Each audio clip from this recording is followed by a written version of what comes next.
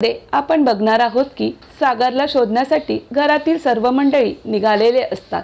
त्याचा खूप शोधाशोध घेऊन मिहिरला सागर गाडीमध्ये खूप तंद्रीत झोपलेला असतो आणि तो दारूच्या अवस्थेत असतो, त्यामुळे त्याला खूप झोप लागलेली असतो। मिहिर सागरजवळ जातो आणि म्हणतो, अरे सागर, तू इथे काय करतो आहेस? घरातील सगळेजण तुझी खूप वाट बघत आहे आणि तिकडे सगळा गोंधळ झालेला आहे आणि तू इथं मस्त निवांत झोपलेला आहे। त्यावेळेस सागर म्हणतो, मिहिर, तुला सुटका कशी झाली? तुला पोलिसांनी कसं सोडलं? त्यावर मिहिर म्हणतो, मला स्वतः पोलिसांनी सोडलेलं आहे आणि यातून मी निर्दोष मुक्त झालेलो आहे। नंतर मिहिर सागरला घेऊन मंडपात येतो आणि नंतर त्यांचा साखरपुडा होतो। साखरपुडा झाल्यानंतर त्या दोघांमध्ये रिंग एक्सचेंजचा प्रोग्राम होता। त्यावेळेस मुक्ता सागरच्या हातात रिंग घालते आणि रिंग घालताना तिला तिच्या बाबांसाठी तिच्या आईने कशी अंगठी घेतली होती आणि त्यामागचं सगळं सत्य तिला आठवते, कारण ही अंगठी तिच्या बाबासाठी खूप स्पेशल असते आणि ती स्पेशल अंगठी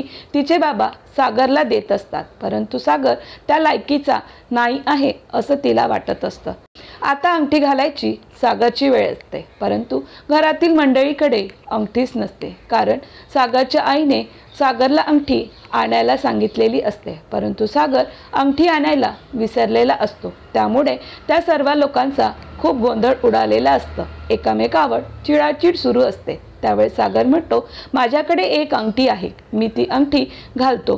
त्यावेळेस परीने दिलेली सागरला अंगठी तो तिला घालतो आणि मुक्ताही खूप खुश होते आणि ती खूप इमोशनल होते आणि ती म्हणते, एस फॉर सई, ही अंगठी माझ्यासाठी खूप स्पेशल आहे आणि अशा प्रकारे त्यांचा साखरपुडा पूर्ण होतो। परंतु मिहिर कसा काय आला आहे हे तिला कळत नाही, कारण तिला माहिती असतं की पोलिसांनी त्याला अटक केलेली असते आणि तो स्वतः शरण गेलेला असतो। त्यावेळेस मुक्ता सागरला म्हणते की हा इथे काय करतो? याला पोलिसांनी अटक केली आहे आणि आपली हीच अट होती की मिहिरले जर पोलिसांना ताब्यात दिलं तरच आपण लग्न करणार आहोत। त्यावर सागर म्हणतो, मला काय माहीत, त्याला पोलिसांनी निर्दोष मुक्त केला आहे।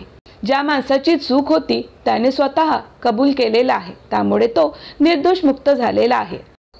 अशा प्रकारे सागर आणि मुक्ताचा साखरपुडा पार पडतो। पण येणाऱ्या भागामध्ये आपल्याला पाहायला मिळणार आहे की गोखले कुटुंबीय आणि कोडी कुटुंब या दोघांच्या आयांमध्ये चांगलीच रंगत पाहायला मिळणार आहे। दोघांच्याही आयांचं खाण्यापिण्यावरून खूप मोठं भांडण झालेलं आपल्याला येणाऱ्या भागामध्ये पाहायला मिळणार आहे आणि ते भांडण कसं सॉल्व्ह होईल हे सुद्धा येणाऱ्या भागामध्ये आपल्याला पाहायला मिळणार आहे।